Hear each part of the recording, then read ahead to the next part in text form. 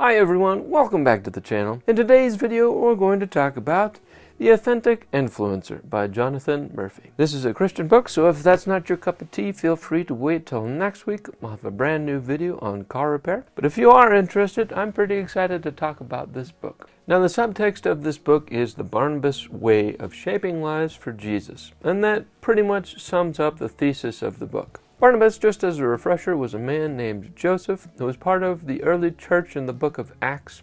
He was known as Barnabas, though, among the church, which means the son of encouragement, because that's what the people felt that he was.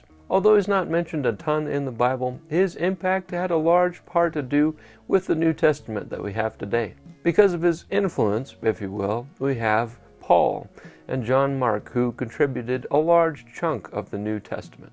Knowing this, my first takeaway from the book is to live like Barnabas and a Jesus-like lifestyle, you must humble yourself. Barnabas first appears in the book of Acts towards the end of chapter 4.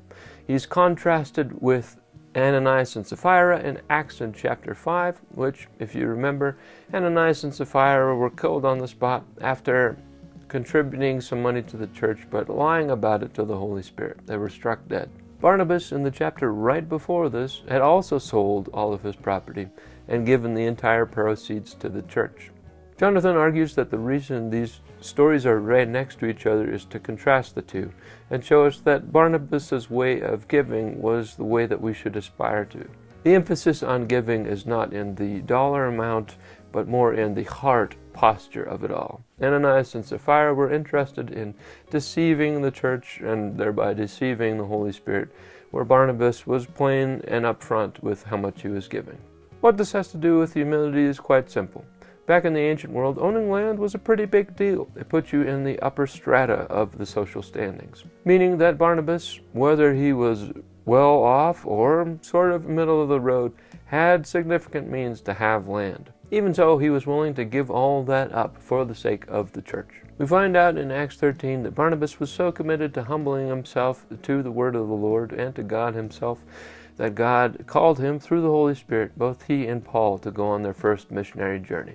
Thus, by humbling himself, Barnabas knew what God wanted to do in his life and was able to hear him more clearly. This brings me to my second takeaway from the book, which is to live like Barnabas is to be a disciple maker. At the end of Acts 15, Paul and Barnabas had finished their first missionary journey and were about to set off on another missionary journey when there was a bit of an argument between Paul and Barnabas. Barnabas wanted to bring along John Mark, but Paul was concerned about bringing John Mark since he had abandoned them previously in their first missionary journey. So it wound up that Paul took Timothy on his journey and Barnabas took John Mark on their own journey. From there, the book of Acts primarily focuses on Paul's second and third missionary journey. Jonathan argues that the reason why this split happened is because God had two different callings on these two different men. For Paul, God's calling on his life was to go and continue spreading the gospel, and his mission was really focused on making sure as many people heard as possible, establishing churches all across the land. Barnabas, on the other hand, his primary focus was on discipleship.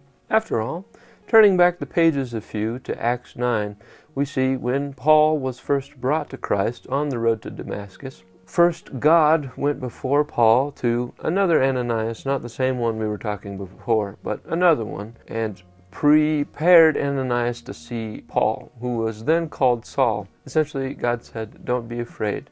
I'm working in Saul, and I'm going to work in Saul in the future. In that same chapter, chapter 9, right after Paul has encountered Christ on the road to Damascus and is now preaching the gospel, we see Barnabas taking Paul before the other apostles and vouching for him. It's this parallel within the same chapter that led the author Jonathan to believe that Barnabas is behaving a lot like God, because Barnabas was able to hear God, and God's call on Barnabas' life was to disciple others. So first taking Paul into the church and walking alongside him in that first missionary journey, until the point where Paul became this great missionary that we know today, who wrote the majority of the New Testament. When Paul was weary of John Mark, Barnabas continued to work alongside him until John Mark became the author of Mark. And in fact, their schism between Paul and John Mark does not end at the passage where Paul and Barnabas break up.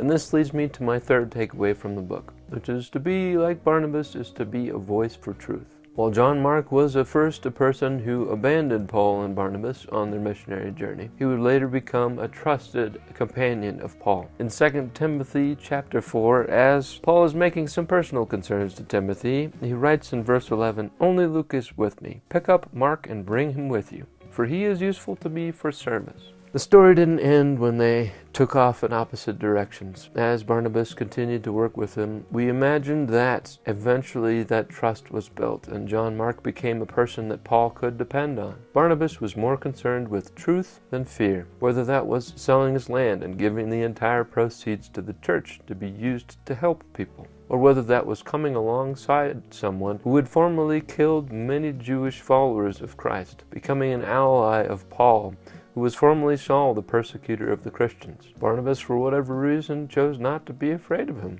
but rather to believe in the truth of the gospel, that Christ can set you free. So there you have The Authentic Influencer by Jonathan Murphy. I hope you enjoyed this video. If you did, please give it a big thumbs up, and if you haven't done so already, subscribe down below, and I will see you in the next video.